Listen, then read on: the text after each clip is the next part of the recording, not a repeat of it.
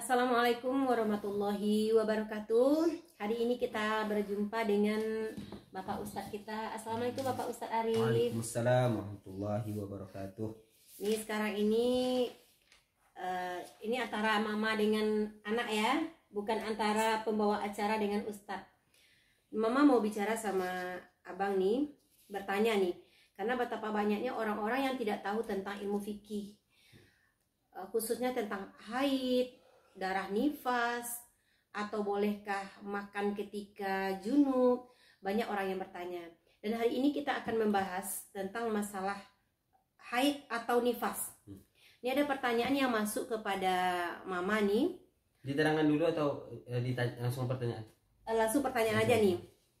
Nih, Assalamualaikum Umi, mau nanya nih. Saya baru keguguran hampir 15 hari. Maksudnya beliau ini keguguran jadi udah 15 hari setelah beliau keguguran. Sementara darah saya udah kering. Kalau saya bersuci karena ingin sholat, gimana tuh Umi? Sedangkan keguguran ini masa idahnya sama dengan orang melahirkan. Mohon penjelasannya Umi. Sebelumnya terima kasih. Mama bertanya sama Arif ini, bagaimana kita itu nifas ini habis keguguran, darahnya udah berhenti, apakah kita boleh sholat atau gimana? Bismillahirrahmanirrahim. Allahumma salli wa sallim wa barik ala sayyidina Muhammad murika sadi wa madrikal jari wa jama'nu bi fi kulli atwar wa ala alihi wa sahbihi nur. Allahumma salli ala sayyidina Muhammad. Jadi kalau pembahasan tentang haid dan nifas ya, haid, nifas, istiadoh itu tuh 3 serangkai. Jadi pembahasannya kalau kita bahas secara rinci itu panjang. Jadi langsung tadi mau kepada pertanyaan dan ada nanti penjelasan dikit-dikit gitu. Iya. Ya, kembali kepada rumusan. Ini Ana ada buat rumusan dari guru Ana juga. Rumusannya kalau merujuk ke kitab fikih ya, maka pembahasannya akan panjang. Jadi kenapa di kitab fikih pembahasannya panjang? Itu tuh juga dibahas tentang yang langka terjadi pada perempuan. Langka juga perempuan ini terjadi, misalnya haid pada yang menopause, itu haidnya sekali seumur hidup atau sekian kan. Tapi tetap juga dikaji dalam fikih kenapa andaikan terjadi gitu. Tapi jarang kali terjadi. Jadi menjawab dari pertanyaan lewat via Facebook tadi ya, Ma? Iya. Jadi kalau seandainya wanita dia melahirkan keguguran sama. Ya, melahirkan keguguran sama. Dengan rumusan baik melahirnya tuh secara normal, secara jalan normal ataupun tidak normal. Tidak normalnya ya sesar, tidak normal. Tidak keluar darah gitu. Ya, tidak keluar darah. Walaupun tidak keluar darah, maka seandainya dia sesar gitu kan, tapi keluar darah nifasnya, maka dia harus menunggu masa nifas tersebut. Tapi seandainya udah keluar anak, itu udah mencukupkan bagi dia mandi wajib. Oh gitu ya. Ya, keluar anak aja gitu, baik secara normal ataupun tidak normal.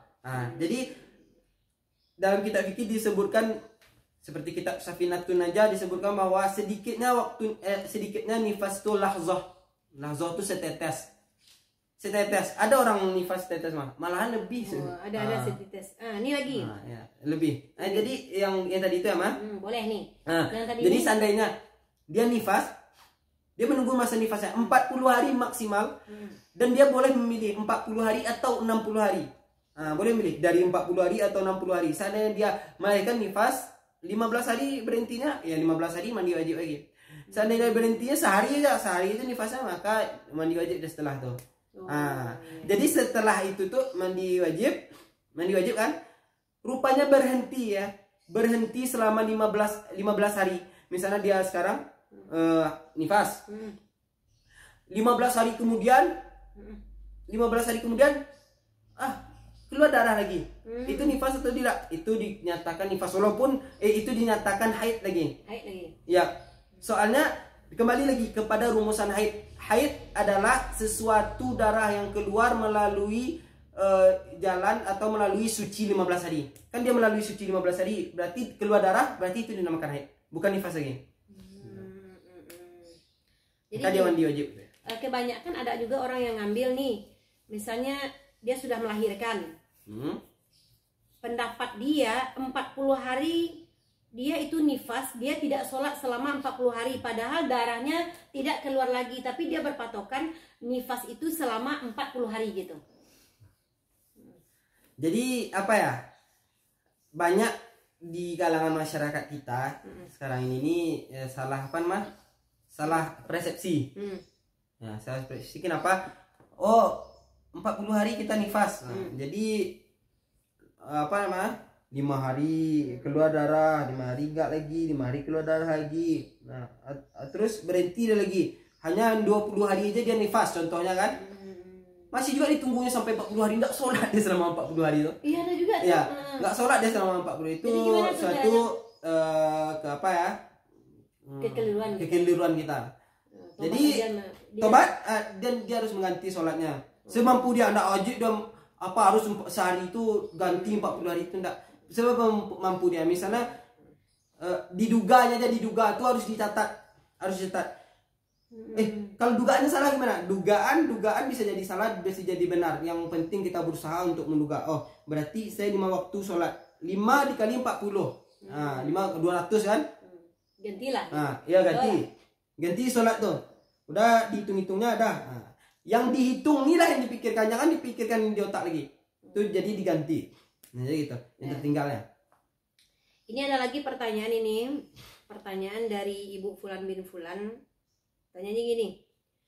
Apakah boleh orang yang sedang junub makan atau minum? Bagaimana hukumnya orang yang junub itu makan atau minum? Makan atau minum ya.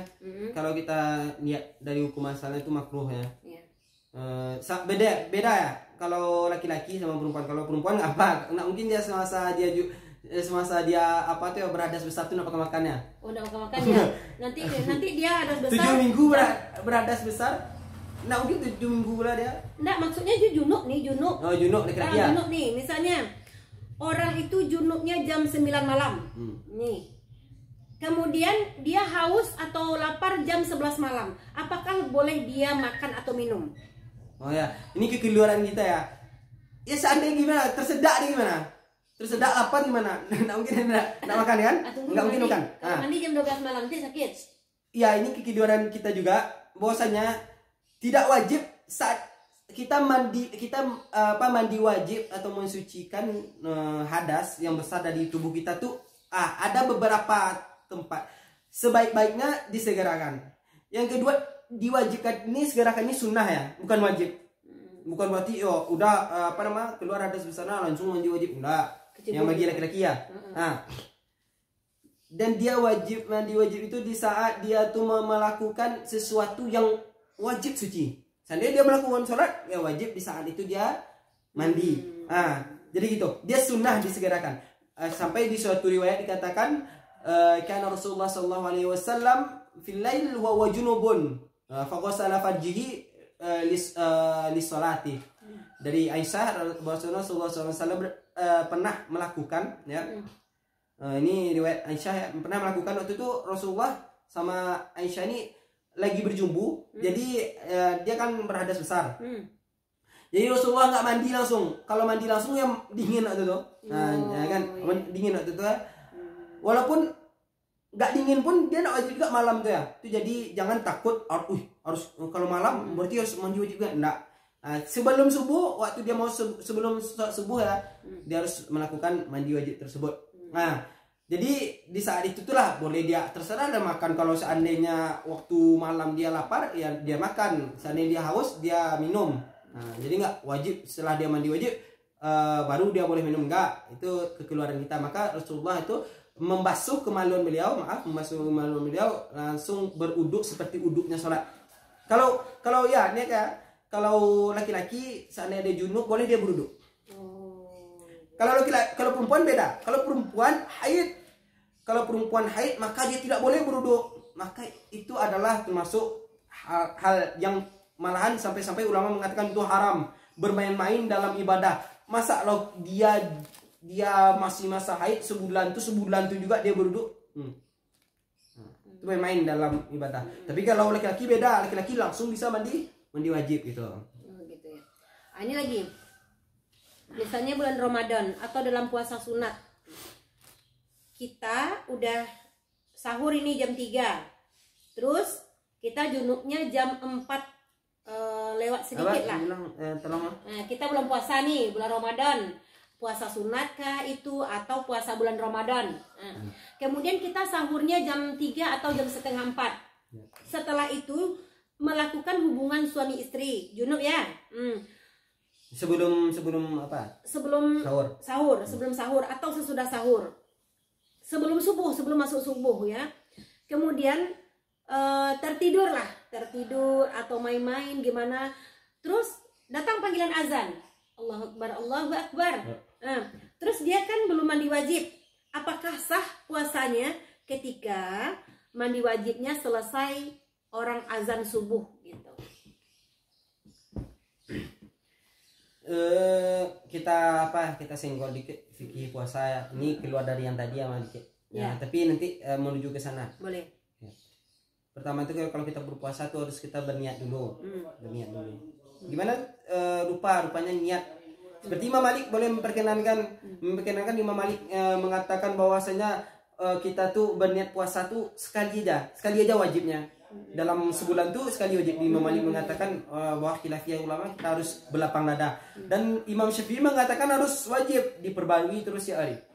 Dan saya bagaimana rupanya besok nih tiba-tiba udah puasa aja deh kan. Udah puasa ya, tidur lupa niat gimana pun. Maka di sini ada keringanan lagi bahwasanya Rasulullah SAW waktu itu langsung berpuasa tanpa niat sebelum azan subuh. Rasulullah berniat waktu itu tidak ada makanan, maka Rasulullah saat itulah berniat. Di saat dia teringat dia mau berpuasa itulah dia berniat dengan syarat dia belum makan apapun. Kalau dia udah makan baru niat. Baru niat nggak bisa. Udah makan 2 piring nih. Ya, aku lah puasa aja. Aku puasa tadi. Enggak batal puasanya. Tidak makan apa-apa. Ya. Dengan syarat tidak makan apa-apa dan tidak sampai dia waktunya tuh waktu ya buka ya. Jadi gimana tadi tuh? Yang tadi itu ya. Dia mandi. Dan seandainya dia misalnya maaf ya, dia tuh lagi berhubungan badan malam di saat itu tuh karena waktu dingin atau gimana ya, takut sakit atau gimana ya, atau kelelahan tidur. Terus sampai setelah azan, bangun. Lupa orang puasa ya, katanya besok tuh Ramadan, hari raya, kan? Rupanya puasa kan, lupa data gimana? Bukannya hari raya, rupanya hari raya 10 hari aja, contohnya. Lupa dia bahagia aja ya. Bahagia aja gitu kan? Entah kenapa ya kan? Kebanyakan makan bodrek. Jadi apakah puasanya sah? Puasanya sah. Ya, puasanya sah. Dengan cara dia tuh sebelum masuknya waktu subuh. Kalau saya udah masuk waktu subuh dia melakukan itu iya. Pokoknya mandinya boleh siap subuh ya Bang ya. Iya, mandinya. bukan siap subuh, saat dia terbangun tuh lah. Saat dia mau melakukan sholat tuh lah. Iya. Misalnya dia bangunnya jam 7 misalnya. Iya, atau jam 8. Tak kenapa kan? Astagfirullahaladzim. Bangunnya jam 11. Mandi. Mandi saat tapi itu langsung sholat. Tidak dilalaikan gitu. Ya, tidak dilalaikan ya. Gitu. Iya.